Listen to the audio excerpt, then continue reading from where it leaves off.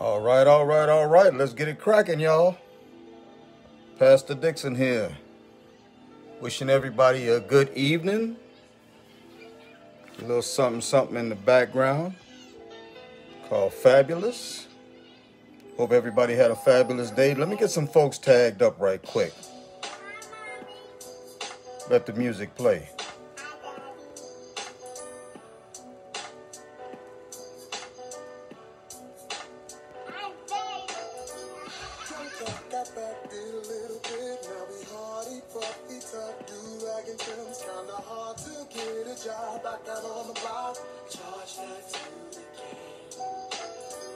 Young girl, she grew up in a rush, had it bad, no doubt, she don't know who to trust. Every man she ever loved only wanna crush. Yeah, I hope everybody's had a wonderful day today.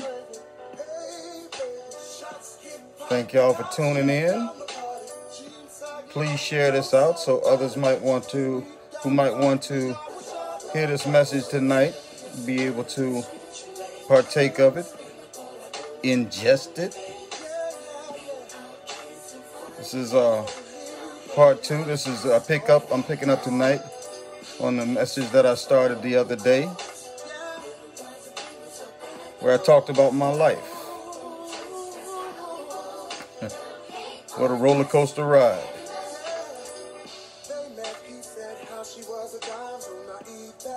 I thank God for that roller coaster ride. Because it's all of those different things that I went through in life that made me the person that I am today. All of it together. So let me get some more folks tagged up here right quick.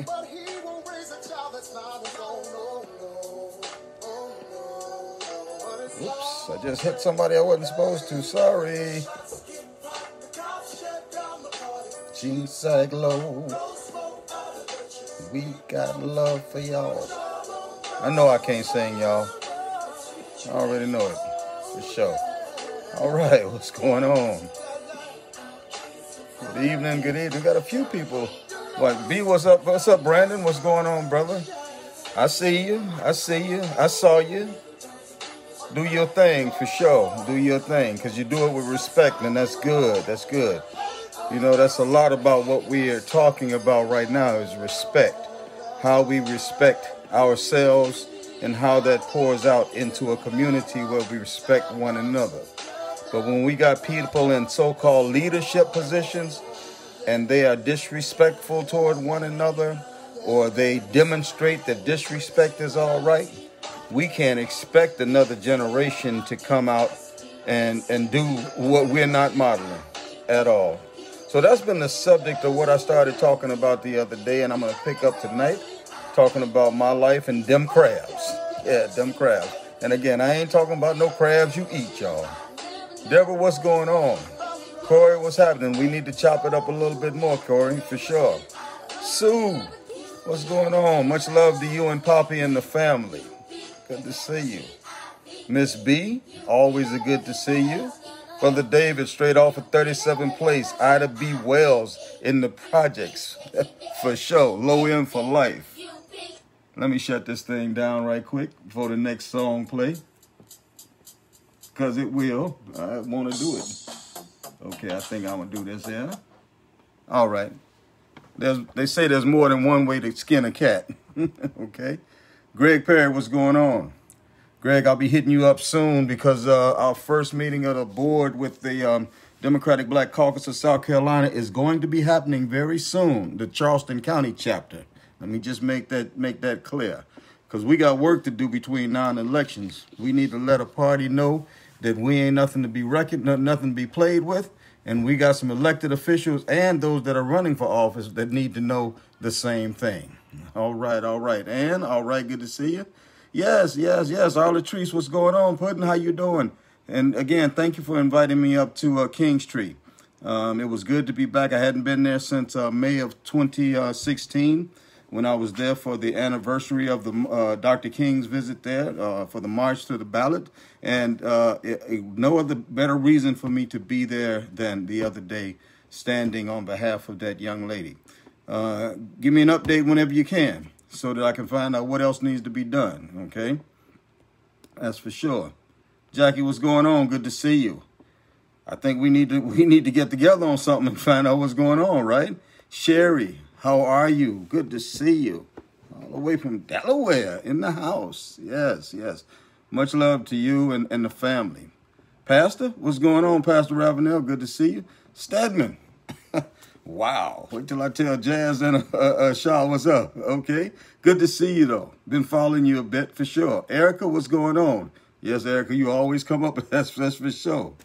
Without a doubt. Amy? Yeah. You're right, Nisi. But God. But God. Sherry, I love and miss you, too. That's for sure. You know, we got to find a, you know, it's kind of hard in this COVID generation we're in right now. But we're going to find a way that we can get together. No matter which way it goes, we are truly knit together in spirit. So you can't go nowhere where I'm not, and I can't go nowhere where you're not, okay? So, but that still don't take the place of us just being in the same place at the same time and being able to just say, hey, and give each other a hug. That's for sure. Charleston Uplift in the house, yeah. Yes, Aaron, what's happening, my brother? For sure. Keep grinding, brother. Keep grinding. Yeah. Yeah. Maggie, what's going on? All right. For sure. Mom's all the way from Buford in the house today. Miss B, what's up? Yeah, let me just say right now, I'm not going to sing, okay? I tried to do something like that when the song was on, and I know I can't sing. But if I could sing, I'd be singing Happy Birthday to Kim right now. So you just let Kim know I'm singing Happy Birthday to her in my heart. In my heart.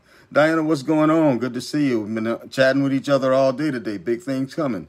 Ronell, how you doing, brother? Good to see you. Yes, sir. Yes, sir. I know where that faith lies at, and that's a powerful message right there, for sure. Okay. Miss Pinckney Perry, good to see you. And Missy Rhodes, what's happening? All right. So we're going to give folks a little bit more time to get on. I think I'm going to set this up. I'm going to prop this up somewhere where it can watch me while I'm watching it. Yeah. Hope everybody had a great day today. It's been a busy one here. What's up, Trisha? How you doing? That's my niece. By my third from the oldest sister. Her granddaughter. For sure. DC Karen, how you doing? All righty. North Charleston's finest in the house. Always a pleasure and an honor to see you. Always. Wendy, good to see you also. So, yeah, we're going to give folks a couple of more minutes. It's 8:37 right now. And I'm going to open up tonight with an update on coronavirus. I think we need to, unfortunately, start looking back at coronavirus in South Carolina. I appreciate my niece who sends me updates on the Georgia coronavirus situation. That is, and I tell you what, some people don't believe mess stink, you know. Yeah, let's go to the beach. Let's go to the party. Let's eat and drink and be merry. And, you know, and then all of a sudden you got a cough. And then you got a fever. Then you got to get down to the hospital. But I'm going to do an update on the South Carolina numbers on coronavirus for those who might be interested or just want to know just where we're at. I think that coronavirus is going to make society, our nation, pay attention to it, okay? Where there are some places that have sort of haphazardly dealt with coronavirus and not really respected coronavirus. I do believe that coronavirus is going to make the nation respect it. We haven't really been hit hard. I guess that's easy for me to say because nobody close to me has lost their lives to coronavirus. But in South Carolina, I mean, it hasn't been as hard as other places like, you know, New York City and New Orleans and Chicago and all of these. And those places actually shut down. I mean, I was just talking with somebody and I think they were talking about, was it Lexington? I forget, somewhere in Kentucky that they literally have shut down 2 months ago. I mean, mask mandatory if you're going out, you know, just stay at home orders and the whole nine. And because of that right now, they're actually in a position to begin opening up. They're looking at opening the school back up and everything because they not only flattened the curve, they didn't allow the curve to actually become a curve. And because of their diligence, because of their discipline, and because they had leadership that had guts enough to say, this thing is dangerous, we're going to shut it down, and they did it. 2 months later, now they're about ready to move into back to normal status. Well, all of us other states around here that's been finagling and playing games and following behind the non-scientist that's in the White House and just acting a fool with this virus. Now we if you look around, it's 30 some odd states in the United States. COVID is spiking now. So when we first started talking, I know I first started talking about COVID-19 in March. March the 14th was my first message on it. And I have a series of messages after that dealing with COVID-19. Saying that same message. I'm hoping that I'm wrong, but because if I'm wrong, then people live. But if I'm right, people die. And now we're seeing spikes. We're seeing serious spikes. And our president puts it out, and others like to follow behind that foolishness that he puts out, says, okay, we see more numbers because there's more testing being done. Well, that could be one way to look at it, but that doesn't account for the number of people that are being admitted into the hospitals. The hospitals are being overrun. Locally here in South Carolina, in this area, Charleston County, our hospitals are definitely losing bed space fast, okay? Whereas for a long time, they weren't. They weren't. So we just thought it wasn't that bad. It ain't going to be that bad. Yeah, okay. All right. All right. Over 30 of the 50 states right now, COVID case numbers are spiking, okay, right now, getting back up there, okay? And guaranteed, where the cases are spiking, so are the deaths going to follow. Okay, so just stand by. Do your due diligence. Hand wash, okay? Stay at home if you at all can. If you have to go out, make sure that you wear a mask in public. And when you're out, social distance. Stay away from people. For those who say that don't work, it don't make sense or whatever, well, it might not make sense, but maybe it do make sense, you know? Roll the dice. Whichever way you roll the dice, just think, you know, people gamble big money on rolling dice. And every now and then they know that they got that number coming up and they put all their money out there and they roll the dice and they crap out. Lose. So roll the dice with your health. That's good. You know, I ain't telling nobody to listen to me for sure. The choice is yours. And don't wait on government to tell you what to do either. Okay. So how do numbers look right now? And once again, thank you everybody that's on. I know there are a lot of people that I didn't give a shout out to yet, but you know that at the end of the night or early tomorrow morning, I will be on making sure that everybody gets, you know, at least a shout out or a greeting or a comment or something like that. So update on coronavirus, where we at right now. In the 7 or 8 months that coronavirus has been identified on our planet, on Earth, there have been over 523,000 deaths, okay? 523,000 people have died from coronavirus and the effects of coronavirus, okay? 523,000. Brother Ronell, I believe in that same thing. I trust in my Lord and Savior too, that's for sure.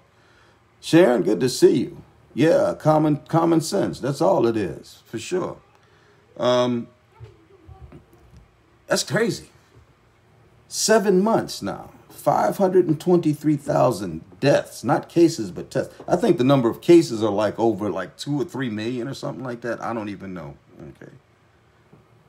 So just in the last 37 days since May the 27th, and I just pulled May the 27th out the hat because I was just going through some old notes and I saw that. I was like, okay, I'm going to just use this as a reference point. May the 27th was 37 days ago. In 37 days globally, there have been 168,000 deaths. 168,000 in 37 days.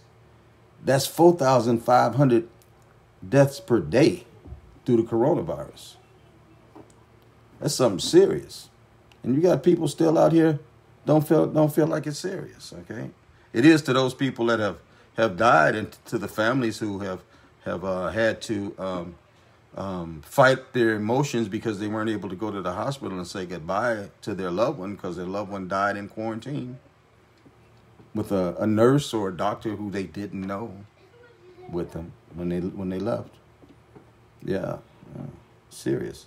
Nationally, in our country, in the United States, the first cases that we know of here in the United States were in early February. Okay, some speculate that there were some before then, but most of the experts go with that first week in February when we had the first deaths reported due to coronavirus.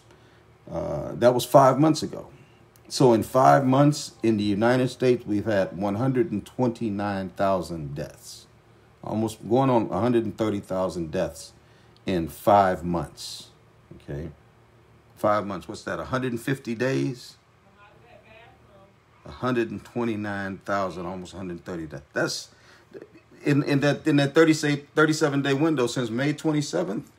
We've had 29,000 deaths. 29,000 deaths since May 27th. Or 784 per day. Something serious, folks. Something serious. No, David, I'm through running for office. That's for sure. You know, I'm gonna do my thing, and do it so hard that folks will think that I'm the mayor, or the senator, or whatever. Okay, I don't have time to be playing them games with folks, man. I might even talk about that tonight while I was up talking about Dem Crabs. Man, that was a nasty experience that last time. 2016 was different. You know, I was running with against somebody that at least was a gentleman. Okay, it wasn't that way last year. Okay, for sure. And if you got to lie and cheat to beat, well, I ain't gonna be part of that. That's for sure. So national deaths as of today, over 129,000 in 5 months. It's crazy. It's crazy. South Carolina had its first reported death 2 days after my first live that I did talking about coronavirus, okay? When it was really hot over in Italy and as it was rising in Spain. That was my first live on March 14th. 2 days later, we had in South Carolina our first death due to coronavirus. Since then, it's 3.5 months. 3.5 months. We're up to now, I think it's just under 800 deaths. I thought I had the number written down, but I don't.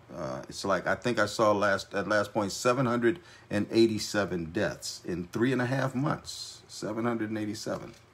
And really, I mean, there are those who say, well, that's not bad. That's not that bad. Based on the number of people in the nation and all of that, and even in our state. Yes, we do have 3 million people in our state. And 787 or just under 800 doesn't seem like it's that bad. But one, if you're that person, it's that bad. If you're one of those deaths, it's that bad. Or if you're the family of one of those, it's that bad. But then if we look at the numbers this week, whereas in the past weeks, we've had like 1 a day, 5 a day, maybe 3 a day, and then the next day it'd be 9, and then down to 4 and 3. This week, I think Monday we had 1. Tuesday we had like 15. Wednesday 24. The next day 19. Yesterday 10, or today 10, or something like that. See, those numbers are going up. Right now we're sitting solid on double digits. Maybe it'll change up over the weekend. It's funny how sometimes we get to these weekends and the numbers start looking crazy, but it is what it is, you know. But I will follow up on that again coming up. And once again, my encouragement to everyone, please. And of course, it's your choice. It is your choice. This is your life. It's your choice. And this is America. You got the choice to live your life or die your life. It don't make it's not anybody else's business. So, you know, if you want to do whatever you do what you're going to do, you know. If you don't want to take the precautions, well and good. I respect you for that, you know. I'm not here to fuss and fight and argue with nobody. I respect folks for what they do, as long as it's legal. That's for sure, you know. So wash your hands, folks, frequently. Soap and water, 20 seconds minimum. Okay, frequently. If you can at all, stay at home. If you gotta go out, which you should try to minimize the times that you go out in the places, but always if you're going out in public, and I'm not saying inside your car, but once you're interacting with people, have a mask on. Okay, please, some kind of mask, a cloth mask, a bandana, something to keep from the particles escaping from your mouth. And there are those who say the mask is to protect others from you, but I just want to think about others who might be carrying this virus and they don't know it because it has a 14-day incubation period where they are just as contagious as if it was full blown. And they have no symptoms, though. So you can be passing by people talking in the grocery store and these particles are all over it. And you just walk through them because you got your mask from covering your mouth and everything. Now you just breathing in everything. You're just breathing it on in. So please, I would just encourage everybody, when I wear the mask, I cover my nose and my mouth, okay? Yes, it's uncomfortable. Yes, a pain in the rear. No, it is not hazardous to your health unless you have an underlying lung condition, okay? For the folks been putting out all kind of lies because they don't want to wear that mask. Sound like them churn when they don't want to get their whooping. But no, the mask don't hurt you, okay? Even though, I mean, the scientists have deemed that with regular use or proper usage of the mask, it's not going to kill you, okay? What's going to kill you is if you don't. There's a bigger chance of you dying from COVID for not wearing it, okay? So those, please, wear your mask. Wear some kind of mask when you go out. Cover your nose and your mouth, okay? And if you're having symptoms or signs or whatever, spiking fever, persistent cough, make sure that you go get checked out. Many places now you can go get the screening for free. And if you get to one of these places and they start saying, okay, we're going to give you the screening, but influenza is coming, so you might want to get the shot too. What they do, they're trying to sucker you, okay, into a bill. And so that's going on too. You get to these medical spots, okay, and you're going in to have a COVID test, right? And what they do is because of the flu season that is coming and other things that are happening on, they say, well, we suggest that you have this also, and we suggest that you. And if you don't know, you're gonna be like, okay, all right, and you're thinking it's all free, just like the COVID test. And the reality is, when you get a bill for $2,000, $3,000 down the road, you're like, where this come from? It's because they done tricked you, okay? Man, we can't even have a pandemic without people scheming and carrying on. What can I say? Gun violence, too. Same thing. Okay? All righty. So please, everybody, remember, the life you save can be your own or somebody that you live with or somebody that you love, okay? Granny or somebody that you love. And you could pass this on to them without even knowing it. And from what I understand, the ages of those that are coming into the hospitals now they're dropping drastically. Younger and younger people are being admitted into the hospital, testing positive for COVID. And when you test positive, doesn't mean you got to go in. When you go in the hospital, you're sick. You're really sick. Okay, so that's where that's at. That's where that's at. Keep on enjoying life. It's all good. Okay, just be careful. All righty. So the other day I started talking about my life. I gave a background on my history, something that I'm quite sure a lot of people didn't know about me. There are a lot of people who have been following me since way back when, and my campaigns and things like that. And these are things that I've readily talked about. I've not shied away from my history, my drug addictions and alcoholism, my prison trip, the troubles that I had coming. I've never not told people about it. About my life, because that's part of my testimony. I'll tell anybody, it's all of those things put together that made me the person that I am. The reason why I can have compassion on drug addicts and alcoholics is because I've been there. The reason why I understand the prison system is because I've been there. The reason why I understand the streets and living in poverty is because I was born and raised in the projects, okay? The reason why I understand the drug dealers and the drug addicts is because I've been there. The reason why I understand the fight for 15 is because I've lived on or tried to live on minimum wage. The reason why I understand right to work is because I worked on a job where they just fired me after 12 years on the job for no reason whatsoever. Then denied my unemployment. The reason why I am the person that I am today is because of all of those learned experiences that I was blessed to go through and still survive. Most of those who I knew coming up, I have at least one brother from the projects here on tonight. We are a rare breed that survived. A rare breed. Most of those that we came up with didn't survive. They are no longer with us. But for me, as I look at it as Pastor Dixon, God preserved me during this time for the season that I'm in now and the work that I'm doing and have been doing. Okay. Don't get paid for it. Never asked for nothing for it. I'm well taken care of on my little Social Security money and my little bit of disability I get, you know. That's one thing about it. I know, you know, this whole thing is about actually pointing to folks who decided to take my past, right, and make it my present in the eyes of people who might not know, you know. He's been the president, he's a drug addict, you know, he had financial dealings and he's a crook and you can't trust him with money and whatever, you know, but they didn't stop to realize that, you know, and they made the assumption that as a pastor, somebody pays me for my service in the Lord. I never accepted any money for being a pastor. And yes, Somerville Christian Fellowship was a real fellowship, okay? And the members are still around, that's for sure. And we talk regularly. We talk, not always regularly, though. You know, when it comes to managing money, I mean, I had 30 years of alcohol and drug addictions where money just came in and went out because of drugs. Legally and illegally, the money came in and went out because of the drugs.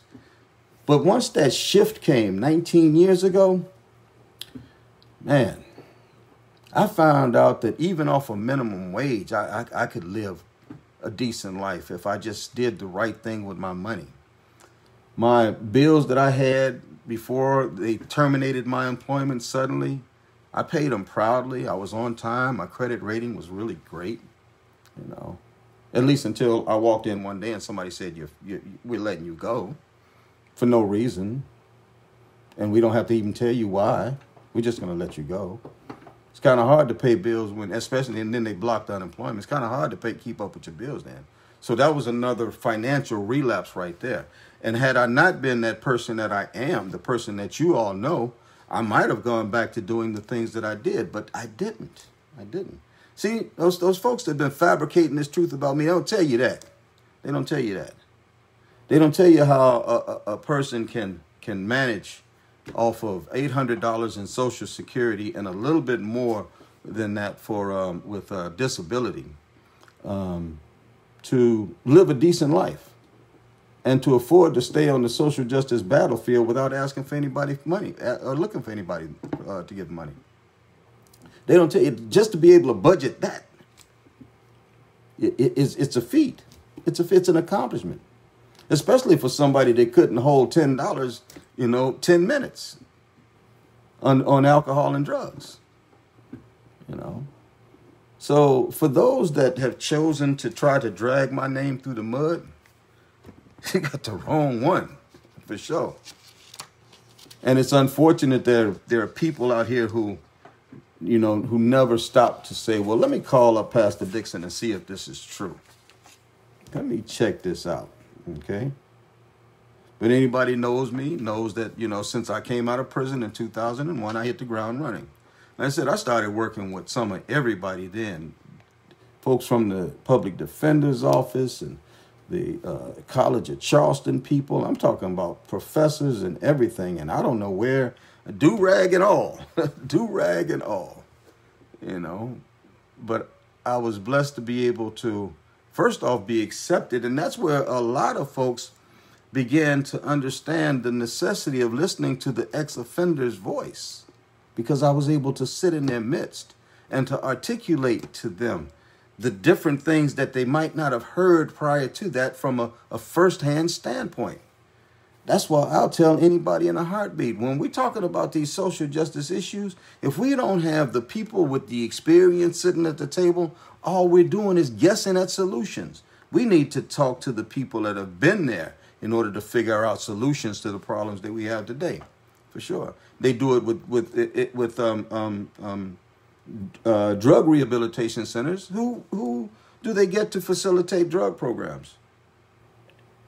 Former drug addicts. Makes sense to me.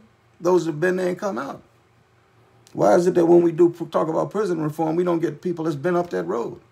People who got a number. I don't get it. I don't get it. We leave them out. I remember Papa Smurf and I, we tried our darndest to get into schools regularly, our elementary and high schools regularly here in Charleston County, and we got doors slammed in our faces because ex-offenders, coming to help. Well, you got a bunch of people with WXYZ behind their names and carrying on, and they ain't helping nothing. They still ain't helping nothing, because they are operating on what they think, what they read in a book, And I'm not going to knock book knowledge or whatever, but sometimes experience in a field will definitely overshadow those who got some book knowledge. Okay, and that's what we need to look for. That's what we need to look at, all righty?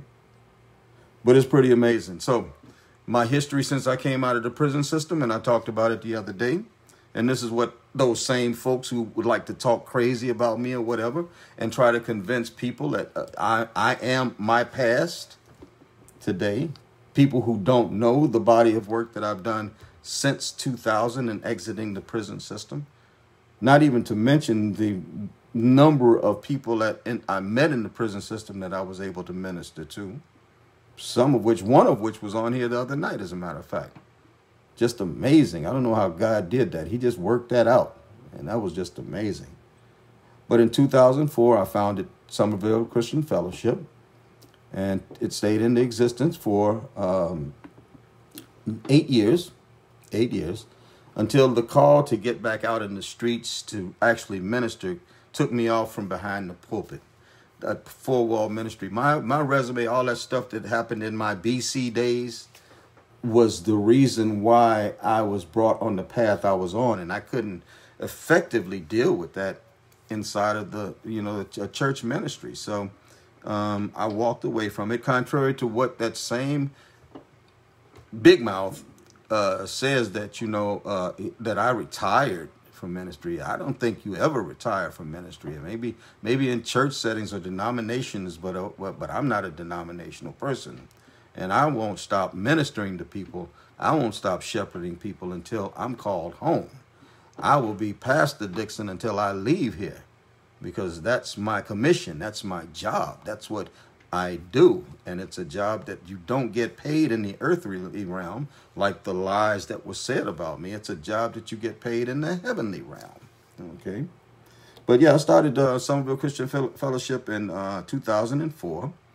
Pastor, no, I'm not one of those denominationally ordained people or anything like that. And I don't have to be and neither does the church have to be run by an ordained person or established. Somebody needs to check the IRS definitions of a church, okay? And also the South Carolina Code of Law before they run around spouting off, because that was a whole nother part of it. I could pull up screenshots from an inbox message from the same person who was talking all this trash, who I asked specifically several times, because he's supposed to be a deacon in somebody's church.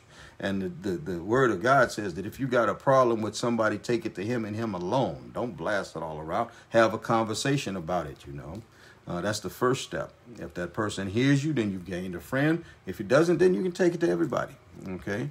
So I reached out to that person. I said, let's talk this out. Maybe I can let you understand me. Wouldn't do it. Out now, just straight refuse to do it. See, that's what crabs do. That's exactly what crabs do. And y'all forgive me if anybody's offended by anything that I say tonight. It's not my intention. I'm just telling you the truth. Based on my history, based on... the only thing I'm not going to do based on my history is cuss. Okay, I'm going to leave that alone. But I'm going to tell the truth. And that's all part of the truth. Pastor Dixon. I did do 4 years of seminary, though. 4 years of seminary. My high school years were in seminary. But I'm not claiming that. My calling is according to God, okay? Paul, the apostle who didn't go to seminary, who wasn't ordained by anyone, okay? He said he was called not according to the will of men, but according to the will of God. What did he mean by that?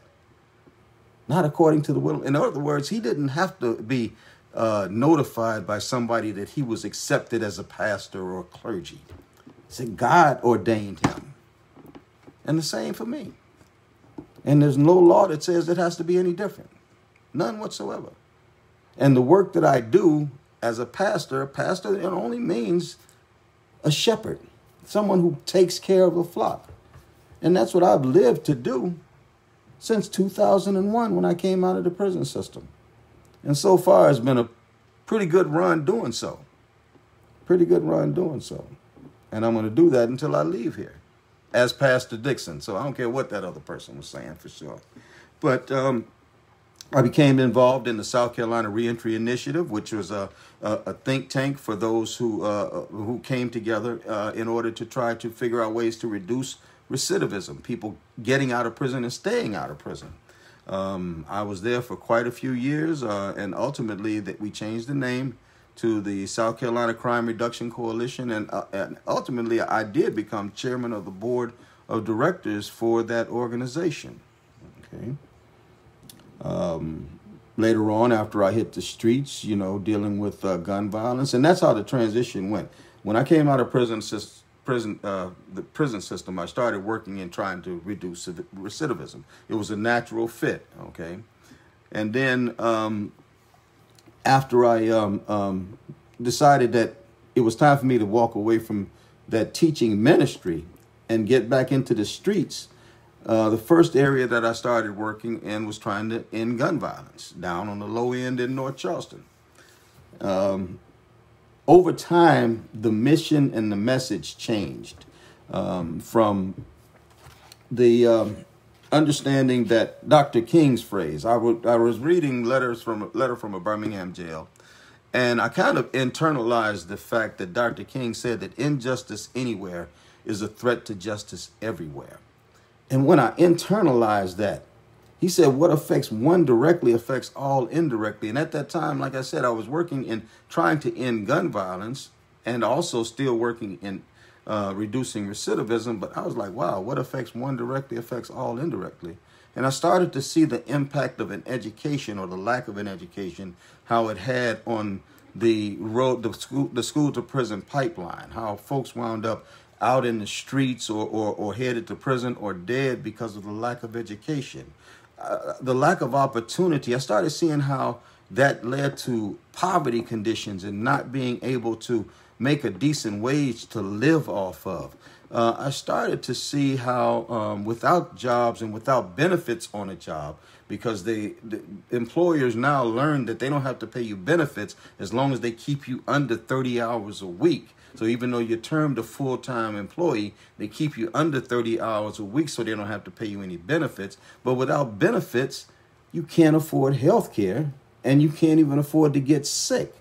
And then you're working for minimum wage. So all of these things together led me to start working in different areas other than just trying to deal with prison reform and ending recidivism and ending gun violence. I expanded to working with the Fight for 15, unionizing in South Carolina, pushing for public education. And that led me to affiliations with other organizations like the Charleston Alliance for Fair Employment. I ultimately became the board chair of that organization for 3.5, almost 4 years, at least until I ran for U.S. Senate in 2016. That's how I got more actively engaged with the Fight for 15. Long before that was a talking point for Bernie Sanders in his campaign, even though I know he was championing it before then. But I had been on the ground with Fight for 15 long before then. And it's with the Charleston Alliance for Fair Employment for long before then. An offshoot of them is the Healthcare Workers United, that I sit on their board also. Healthcare Workers United was founded out of the conditions at Medical University today that are actually worse today for the workers there than it was in 1969 when the hospital workers strike took place that brought Coretta Scott King and Ralph Abernathy to the streets of Charleston to walk. The reality is that workers at MUSC today are being treated worse than they were in 1969 that led to that strike. So we're still pushing to organize MUSC. So if anybody on here is an MUSC employee and you want to talk about misuse, bully managers or managers that retaliate against you, or the fact that they're keeping you in minimum wages around $7 or whatever, you can't get sick and go to the hospital you work in, holler at your boy. Healthcare Workers United is still functioning. See, that's what we do, and that's what I do. Board member there, board member with the Quality Education Project, one of the founding members of the Quality Education Project, which is another organization that's aimed at providing or making sure that our children have a quality public education. And how crucial in Charleston County is that when we have a school board that has allowed Charleston County to have 9 of the worst schools in the state of South Carolina. Public schools, and guess what the children look like to go to those schools? Black and brown children. And then you got 4 of their seats that were up for re-election in 2018 that this group of very wealthy people got behind in order to make sure that they got 4 of their people onto the board in order to privatize our school system, which is nothing more than a new age Jim Crow segregation. They're trying to segregate our schools, keep our children dumb, and keep our children making minimum wage and on the road to prison. So don't let it gloss over. And soon I'm going to, maybe my next live or something like that, I'm gonna go in on these folks, Coalition for Kids, but I have to talk to all of my friends that I know who have their name on the website for the Coalition for Kids as a supporter. Because if you're going to leave your name there and you're supporting this group that's going to be leading black children and brown children and poor children down the road to prison, I'm calling you out straight up. And I love you, but you either going to get out of that organization, get your name off their rolls, or you're going to get outed. It's just that simple. Just that simple, okay? Quality Education Project. This whole journey that I've been on, the working to end gun violence in the streets, being on the scene in the way that I was in the aftermath of Walter Scott's shooting and also Mother Emanuel's shooting, but even more so with the everyday, day-to-day shootings that we see in the hood, standing with mothers and fathers and sisters and brothers, in the aftermath of gun violence. It actually led me to be selected to sit on the Brady Campaign to Prevent Gun Violence National Board of Trustees. So I'm a trustee with the Brady Campaign. They're now Brady United. And I deal with trying to end gun violence on a national level with the oldest gun violence prevention organization in the United States. Okay? Yes, that's what we do. But it's because of the work that I've done. See, then the persons that talk all that mess, persons that have been going around church to church or whatever, and they was talking about me to folks, they talked about me maybe before 2000, the BC days. And they never mentioned any of this stuff, the stuff that I've been doing for the last almost 20 years. Okay, founded an organization called the Coalition that is a virtual organization. I know one of these folks that talk all this mess talking about, they ain't no organization, Well, I never said it was. It's a virtual organization. Anybody can be a part of it. I'm not begging nobody for $25 that just happens to disappear once it gets in somebody's pocket. None of that. And the founding principle of the Coalition is that when there's things going on, people with the Coalition, I just hope that you show up for them. Get out there. Stand for quality education and stand for better wages and stand for health care for all. That's what the underlying principle of the Coalition is, period. Being there as people who want to see other people get better. So for somebody to run around talking about, the organization ain't did it and ain't that, but still in all, you got these other organizations with all these initials and carrying on out here that really ain't helping nobody, but that you're dropping money on them and carrying on, and they're stuck in a time warp talking about what they've been doing for 40 years. And when I look around in our community, we ain't progressing. We ain't doing no better. Same thing going for some of our politicians out here. We ain't doing no better, But you want to, let's rag on Dixon, Let's rag on Dixon. Yeah, it's all good. It's all good for sure. So out of all of that, y'all heard my history, my before Christ history, and on the left, my BC history. Y'all heard that at my last live, right? And I talked a little bit about it here. But in spite of all of that, during this 19 years, man, I ran for United States Senate. Yep. 30-year alcohol and drug addict. Prison ex-offender, for sure. South Carolina 262513. That's my number. We'll never forget it. Ran for U.S. Senate. And in that run, I met some of the greatest people in the world in South Carolina. And in that run, although I didn't win the election against Tim Scott, a very, very powerful Republican in this state and in this nation, I still came up with 750,000 votes. 758,000 people voted for me. And in South Carolina, in an election where 1 million out of 3 million registered voters didn't even vote. I think if everybody went to the polls, I might have beat Tim, for sure. But I must say it was a gentlemanly race, though. It was I think I'd say the worst comment out of all the months of running and carrying on, when I told him that after he did the speech on the well of the Senate for 3 days about getting stopped by the police or whatever, I told him, it's about time you figured out you was black. That was about the nastiest remark all over. We almost got into it up at Furman University. We had a debate up there with myself and Chris Fideli, who was running for District 4, and Trey Gowdy and Tim Scott. And it was a very interesting situation. At the end, I guess Trey Gowdy was feeling his oats and he decided to try me. Wrong guy. Wrong guy. And just about that same time, the facilitator said, okay, that's it. I think that's about time. We're going to call it a wrap. Thank you all for coming out. Because it was getting ready to get on and popping up in there. But that video is online somewhere. You can definitely look it up. I think I might have it even on my YouTube channel. I got to look it up, okay? For sure. And not only did I run for U.S. Senate, I ran for mayor of North Charleston, Mayor of North Charleston.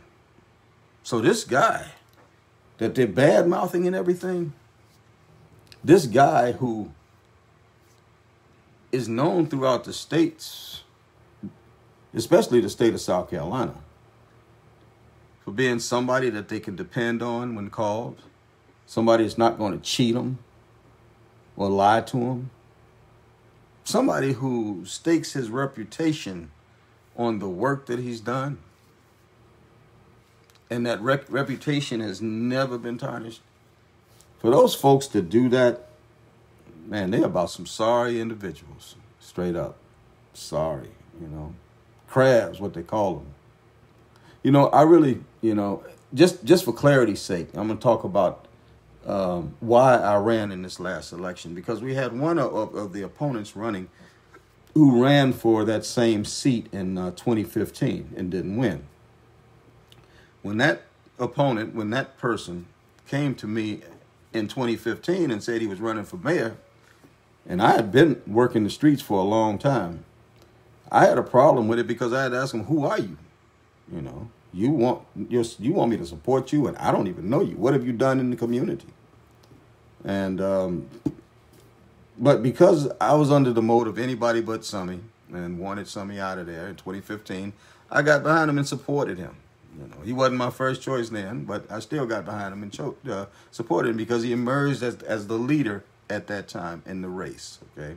So when he didn't win, I straight up told him, I said, okay, now you got an opportunity. I know you're going to run again, so you got an opportunity to let the people see you working for them on behalf of them, okay? Yep. working on behalf of the people, you know. For 2 years, 2 whole years, nada, nothing, zip. Not out fighting for 15 or unions, not on the strike line at Boeing, not at the State House trying to push for universal health care, or in the streets even dealing with gun violence, even though that I do believe that he lost a brother to gun violence. And of course, my heart breaks for that. I wasn't able to attend those services. I didn't even know about them, and that's I guess that's my fault on that. But I heard one of his people talk about, well, you didn't even come, to attend those services when he lost his brother, and I didn't. I'm sorry, I just didn't know about it. I would have done my best to be there had I done. It wasn't nothing personal, and that's for sure. I mean, I was there with Elder Johnson when his grandson was murdered. I was there with him, so, it is what it is, though. Folks gonna find fault no matter what. But for 2 years, he did absolutely nothing. So I decided, okay, then, all right. Had an opportunity to go out here and show, so I'm going to run in this race. I'm going to just get in this race. And I went and told, he was the first person that I met with and told that I was going to be getting this race. And he was like, great, great. I didn't know that behind that was going to be all of this other, and I'll never get in another local race again. That's for sure. Man, that's crazy. That's crazy. I spent too much time trying to build up my reputation. Okay. But right now, I'm not involved in any races or whatever, but I am seated right along with the other organizations I'm still working with, still on Brady board and everything. But now I'm the Charleston County chapter chair for the Democratic Black Caucus of South Carolina. And what we're going to do is we're going to make sure that the black vote and the black voice in Charleston, South Carolina, in Charleston County, and also in the full state, because we're looking to man a Democratic Black Caucus in every county in the state to make sure that the state respects the black voice and the black vote like they've never done before. The party itself, the party elite, okay, as well as our elected officials who have this thing in their head that says, once I'm elected, I'm not accountable to you anymore. That dog ain't gonna hunt no more. And it's time to put an end to it, okay? So now, a couple of other, examples of this whole thing. I think it was 2014 when Senator Marlon Kempson was running for office.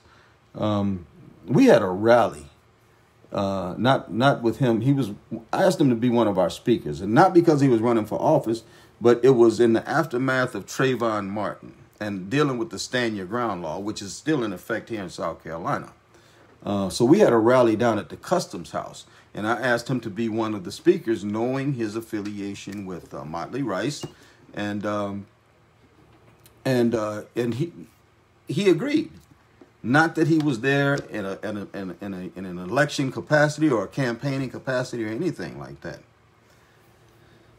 So one of the other people just happened to be another black person, and it was running for that office, okay, for the Senate office that year.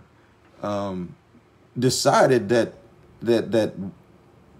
we had to. This is myself. I was working with Elder Johnson at that time, so we collectively put on this rally, and this guy decided that we had to let him speak because Kempson was speaking. And I had to explain to him, no, man, we're not a nonprofit. We don't have to give you any kind of microphone. And besides, Kempson is here to speak on this issue. This isn't a campaign function. But he didn't want to hear that. And so apparently he had a photographer with him. So while Kempson was at the microphone talking about stand your ground in South Carolina, this dude goes and he sits right up under the podium, all the way up front, because it's up the stairs like that. He goes and sits right up front there and starts distracting. So myself and Elder, we go up to talk to this dude, right? And say, man, look here. Man, don't do this. Please don't do this. Just go ahead and walk. So because it's a little noise or whatever, so we leaned over in order to talk to him. His photographer takes a picture of that. And this dude calls every major network media network in Charleston area and tells them that we were threatening him to beat him up if he didn't move. And the picture that was there, it kind of looked that we might have been doing. They were good. They good. But knowing that this dude lied, this crab, right? This crab had lied like that and carrying on. And I've devoted a lot of time to trying to protect my name and to make my name right. I mean, I did 30 some odd years of doing dirt. You know, I value my word, my name now. And this dude tried to tear it down and then went to the media about trying to do it. So he was working in the solicitor's office at that time. So I'm saying to myself, if this dude a cheat to beat in this election, I wonder how much he cheats in the courtroom when you got young black men or young black women that he is prosecuting. Will he lie and cheat there? So I crafted up a letter and I sent it to his boss, Scarlett Wilson. Apparently there was some repercussions behind that because it made logical sense what I was saying. If this dude will do this, stoop to this level, what will he do in the courtroom? Non-crab. So he wound up having to back out. Came in last place, I believe. He had to back out. And you know, he never did come back and say, man, I'm sorry. You know, I really shouldn't have done that. Never did. That pride and that arrogance. And that's why I don't mind speaking about it now. It's the truth. And I got people who are witnesses to it. Who can, as a matter of fact, you can look up the Chronicle from, I believe it was, I forget what month, but 2014, the Charleston Chronicle. Front page. You know? Straight up. Yeah, congratulations to Deion Tedder. That's for sure. That is for sure. Crabs.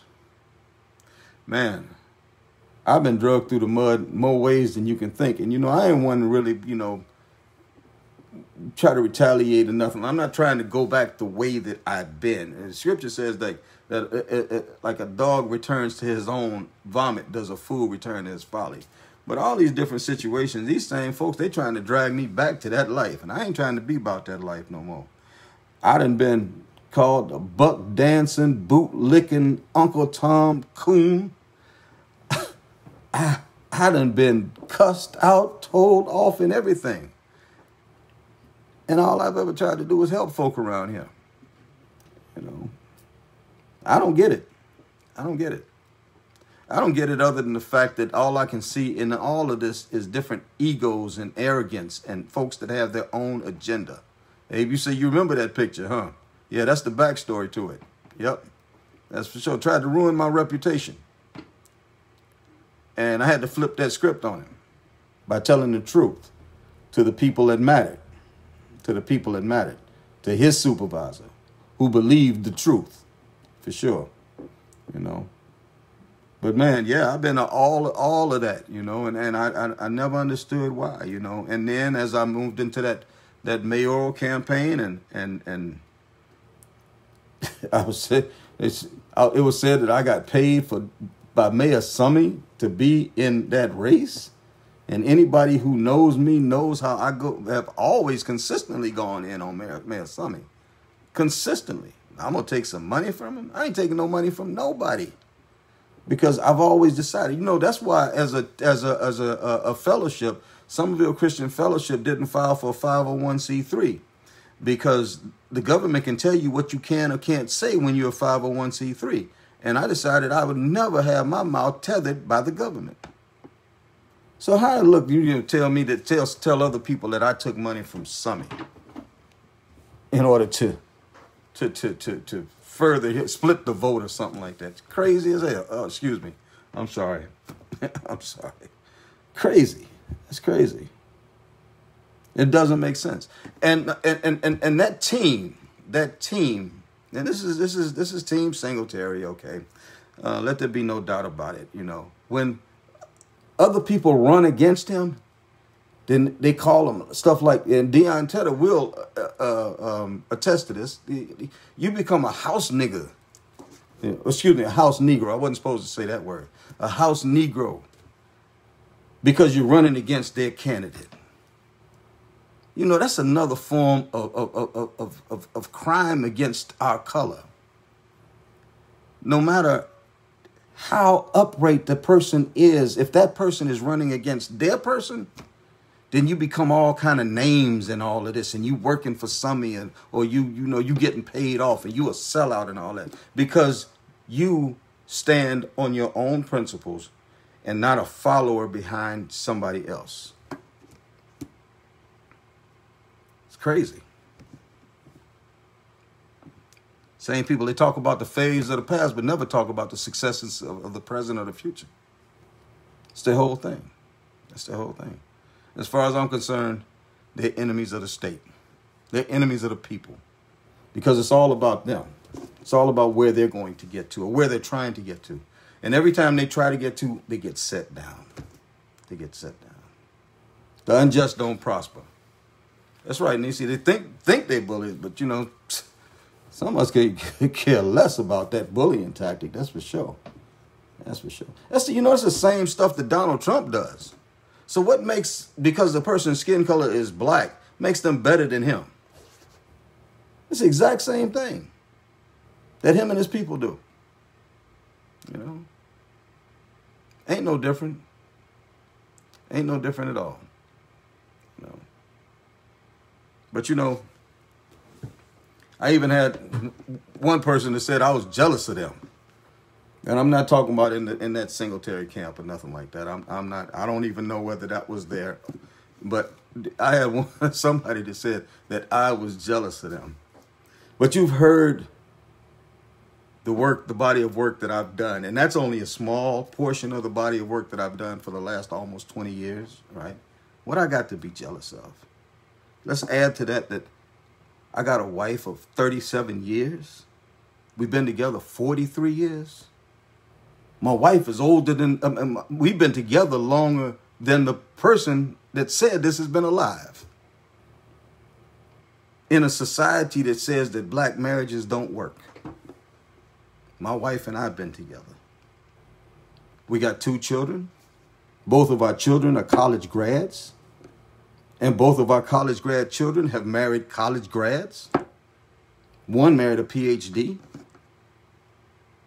What I got to be jealous of anybody out here about? My $800 Social Security and my little bit of change I get from disability? Nah, I'm good with that. I'm good with that for sure. What I got to be? I got 3 beautiful grandchildren, 2 grandsons and a granddaughter. What I got to be jealous about? I don't get it. Person make that statement and then go back and think they've done something or said something while I'm sitting there scratching my head saying, what kind of a mind do you have? What kind of... You call yourself a leader of people and you think like that? Respected in this community because of my honesty, because of my integrity, because of the moral compass that I operate on. Respected to the point that women trust me because they know that I'm not a womanizer, unlike others that I know. See, that's what happens, though, when you that straight up guy. Folks that ain't straight up, they gonna come for you. And they've been coming for me for a long time. And I just wanted to stop and share this information out, okay? Not to the detriment of anybody else, okay? But, if the shoe fit, wear it. If the shoe fit, wear it. I've been, for all them folks that laughed at all of the little jokes they done told about me or whatever, yeah, it's out here on the internet now, for sure. And I ain't mad. I ain't mad. I know I'll probably hear about it later, but I ain't mad. It'll be all right, Ain't nobody scared of nobody out here, for sure. If folks would not open up their mouths and talk crazy, if they just stuck to the truth, then we'd be all right. I wouldn't be having this conversation right now. And Deion Tedder, yeah. Yeah. Glad to see that you are going to be our next South Carolina representative for House District number 109. Happy for you, for sure. So, as I come to a close, a couple of things going on as far as, and I got to hurry through this, as far as this weekend. Tomorrow, there's a rally down at Hampton Park. It's called the Black Lives Matters Rally, the Black Agenda. It starts at 1 o'clock. It's over at 4. I think there's going to be speakers like from 1 until 2. And after that, there's going to be some type of interaction thing or whatever going on. So please, if you're available, go out and support that. On Sunday now, it's Sunday from 5 until 7 over at North Charleston City Hall. Please come out. This is our Latino community is coming together in support of a situation that happened at Fort Hood in Texas. A young Latino woman was killed there. She disappeared April 22nd from Fort Hood. And it was not long after she had told her mother that there was a problem. She was being sexually harassed by one of her sergeants there. And then all of a sudden, her mother advised her to go and report this sergeant, but she told her mother that other women had problems and they had reported him and they got dismissed. Basically, I guess the woman's word about there's a problem was not heeded by that command. So on April 22nd, she disappeared. She just disappeared. 70 days later, on July 1st, they located her body. Her name, she was 20 years old. Her name was Vanessa, I think it's Gillian, something like that, okay? Latina sister. 70 days later, they found her body in a remote location in Bell County in Texas.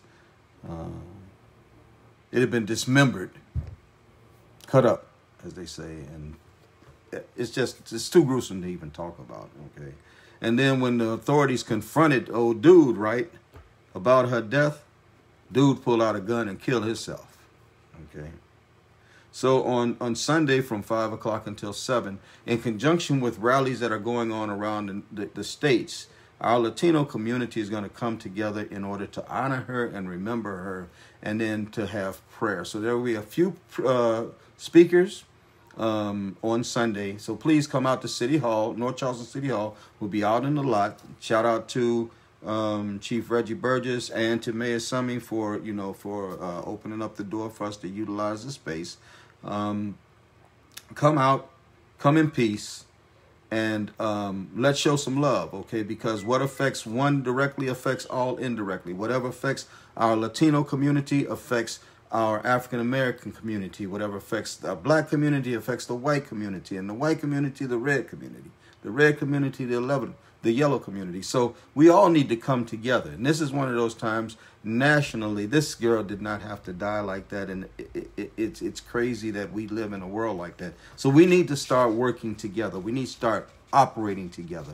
So this is going to be one of those times when we can begin to build the bridges between our ethnicities. So we'll stop all of this division and all of these different issues that we got going on. And let's start working together. Sunday, please come out. 5 to 7, North Charleston City Hall. Bring some love with you. And wear a mask, please. And we will be practicing social distancing, all right? Please wear a mask.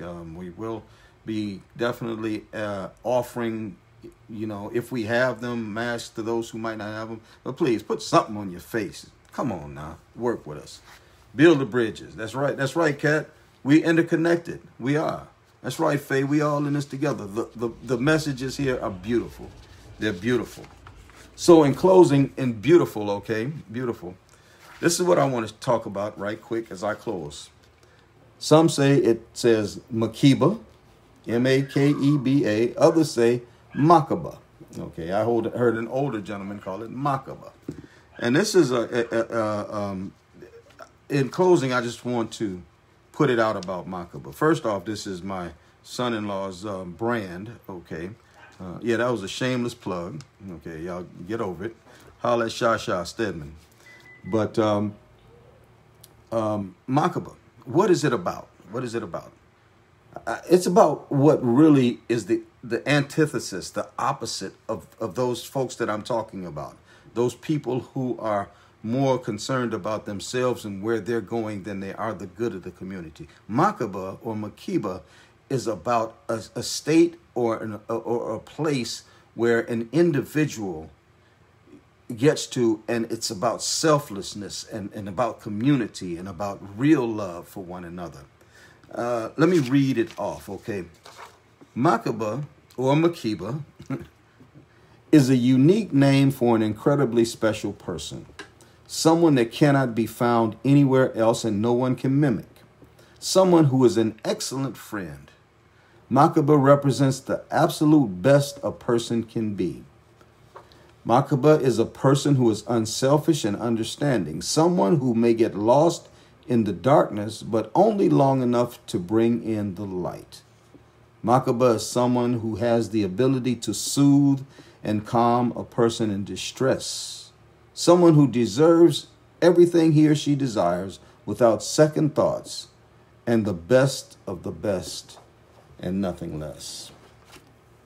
My friends, that's where I'm looking for our community to get to, not just individually, but collectively. The best of the best.